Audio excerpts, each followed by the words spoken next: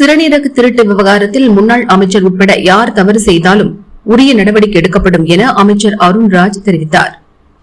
மீனவர்கள் பாதுகாப்பாக இருப்பதையும் மற்றவர்களுக்கு எந்த இடையூறும் இன்றி அவர்கள் தங்கள் வேலையை செய்வதையும் உறுதிப்படுத்துவேன் என மீன்வளத்துறை அமைச்சர் ஸ்ரீநாத் தெரிவித்தார்.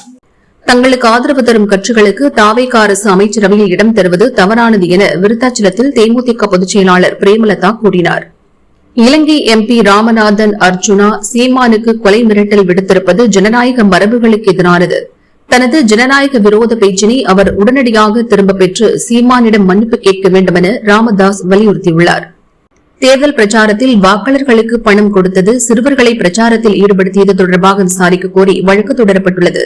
இந்த வழக்கில் தேர்தல் கமிஷன் மற்றும் தாவேகா, திமுக, அதிமுக ஆகிய கட்சிகள் பதிலளிக்க சென்னை ஹைகோர்ட் உத்தரவிட்டுள்ளது.